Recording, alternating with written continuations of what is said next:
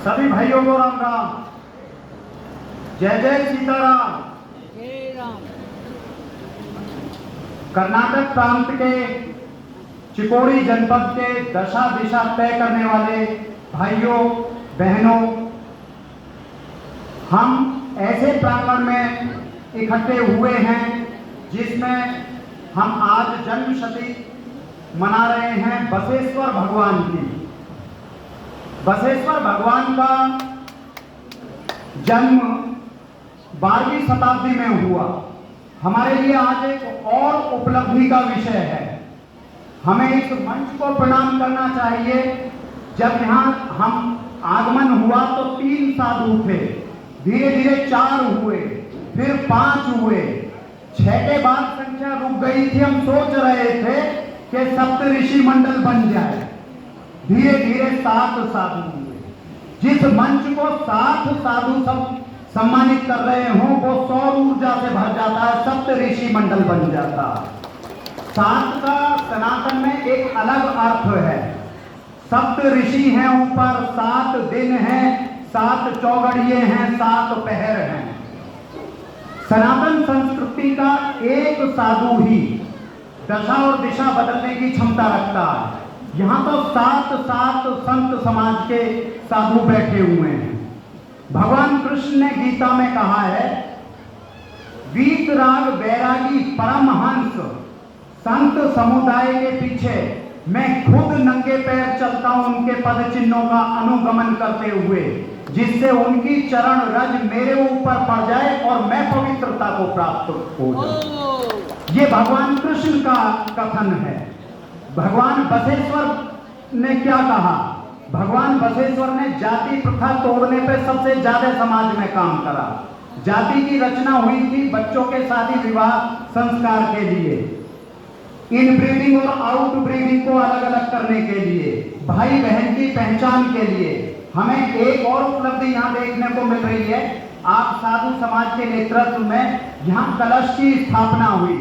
जब हमारे माता बहनों के सबके सरों के ऊपर कलश था, जल से भरे कलश के ऊपर जब नारियल रख जाता है तो शिवलिंग बन जाता है। आपने किसी भी पुरुष को सर पे कलश धारण करते हुए नहीं देखा होगा, माताओं को कलश धारण करते हुए देखा है, क्योंकि माता पृथ्वी स्वरूपा है। माता में वो क्षमता है कि संपूर्ण ब्रह्मांड को अपने सर पे धारण कर सकती है, इसलिए माताएं कलश धारण करती हैं।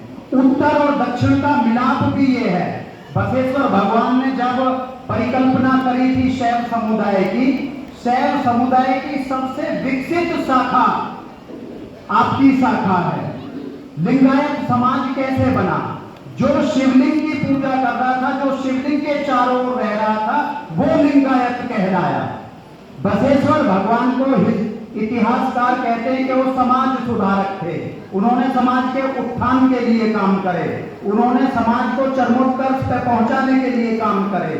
लेकिन हमारा समाज बसवेश्वर भगवान को वही संज्ञा देता है जो भगवान कृष्ण को देता है, भगवान राम को देता है।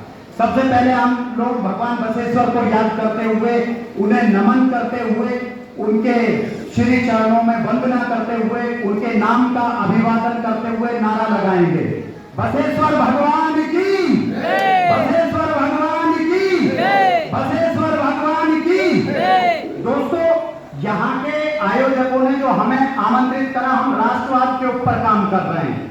राष्ट्रवाद के पुरोधा अगर देश में रहे हैं तो महाराणा प्रताप और छत्रपति शिवाजी रहे। आपकी वो भूमि है जिसे शिवाजी के खून ने सींचा है, शिवाजी के पुत्रों के खून ने सींचा है।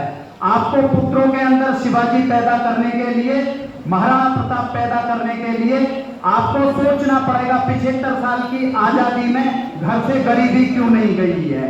ये सारा साधु संत समाज वो बैठा हुआ है जिन्हें सनातन के गूढ़ मंत्रों का ज्ञान है। अगर हम जर्मन के विद्यार्थियों से बात करें तो आज जर्मन के विश्वविद्यालयों में एंशिएंट मेडिकल और एंशिएंट इंजीनियरिंग आज भी संस्कृत में पढ़ाई जाती है। अगर हम इनसे शिक्षा मांगेंगे, शिक्षा मिलेगी, धन मांगेंगे, धन मिलेगा। हमारे शास्त्रों में वो सारी व्यवस्था है कि आप धन किससे मांगेंगे, ताकत किससे मांगेंगे। माता लक्ष्मी की पूजा करेंगे, धन आएगा। भगवान हनुमान जी की, माता दुर्गा की पूजा करेंगे, ताकत आएगी। हमें क्या चाहिए, इस चीज का निर्धारण करना पड़ेगा। 75 साल की आजादी का समय ले लिया जाए, या भगवान बसवेश्वर के कार्यकलापों का समय ले लिया जाए, या भगवान राम के राज्य की परिकल्पना करी जाए, सिर्फ और सिर्फ एक ही रास्ता बचता है। हमारे हर घर के अंदर इतनी समृद्धता हो कि वो घर अपना भरण पोषण भी करे, और उसके घर कोई भी साधु पहुंच जाए तो उसका भरण पोषण भी करे। 75 साल में अगर हर घर स्वावलंबन को प्राप्त नहीं हुआ है तो कहीं ना कहीं हमारी कमी आई है। आप लोग इन सब साधु संतों के श्री चरणों में बैठें और अपना मार्ग प्रशस्त करें। बड़े को छोटे से जोड़ देना समाजवाद कहलाता है, छोटे को बड़े से मिलाना समाजवाद कहलाता है। हर एक व्यक्ति की चिंता कर लेना एकात्म मानववाद कहलाता है। हर व्यक्ति की चिंता कर लेना अंत्योदय कहलाता है। हर व्यक्ति में राष्ट्र के प्रति प्रेम भर देना राष्ट्रवाद कहलाता है। इसलिए भाइयों, हम ये चाहते हैं, हम आपके पास इसलिए आए, आपके घर इसलिए आए, आपके प्रांगण में इसलिए आए कि दिल्ली देश की राजधानी है। भगवान बसवेश्वर का नाद आप सब लोग दिल्ली में भी गुंजायमान करें। हम आप सब लोगों को दिल्ली आमंत्रित करते हैं, और आप सब लोगों का यह भी नैतिक कर्तव्य बनता है कि सांस्कृतिक राष्ट्रवाद को जिंदा रखें। अगर संस्कृति बचेगी तो देश बचेगा, घर बचेगा, ईमान बचेगा, सम्मान बचेगा, स्वाभिमान बचेगा। अगर संस्कृति विलुप्त हो गई तो ना हम बचेंगे, ना भारत बचेगा। आज हमारे लिए बड़ा दुख का विषय, 4-5 रोज पहले हमारे घर में घुस के आतताइयों ने हमारे घूमने वाले बच्चों को, हमारे प्रांगण में खेलने वाले, हंसी ठिठोली करने वाले बच्चों को घर में आके मार दिया। ये राष्ट्रवाद में कहीं कमी आई थी। 3 आदमी 26 को मार के चले गए, ये राष्ट्रवाद में कमी आई थी। अगर छत्रपति शिवाजी को पढ़ा होता, महाराणा प्रताप का रक्त हर भुजाओं में घूम रहा होता, तो 3 जिंदा बच के नहीं निकलते। 26 की जगह अगर 36 भी मर जाते तो भी कोई दुख नहीं था उन सबको जिंदा निकल जाना। ये प्रतीत करता है कि हम शिवाजी की दी हुई शिक्षाओं को भूल चुके हैं, महाराणा प्रताप को भूल चुके हैं। इसलिए दोस्तों, हम सब लोगों के ऊपर नैतिक जिम्मेदारी ज्यादा बढ़ गई है। हम स्वावलंबन की तरफ बढ़ें, सांस्कृतिक राष्ट्रवाद की तरफ बढ़ें, अपने आप को खड़ा करें, अपने आप को मजबूती से खड़ा करें। अगर हमारा हर घर स्वावलंबी नहीं है और हर घर उतना रईस नहीं है जितनी वो परिकल्पना कर सकता है, तो हम स्वावलंबी नहीं है, हम आजाद नहीं है। ये आजादी बेकार चली जाएगी। ये जिन लोगों ने अपना लहू बहाया था आजादी के लिए, गरीबी में पैदा होना दोस्तों अभिशाप नहीं है, गरीबी में मर जाना अभिशाप है। आप अपनी गरीबी से मुक्ति पाने के लिए इन साधु संतों के श्री चरणों में झुकें। इन्होंने अपना जीवन होम कर दिया, ये राष्ट्र के नाम पे बलि हो चुके हैं।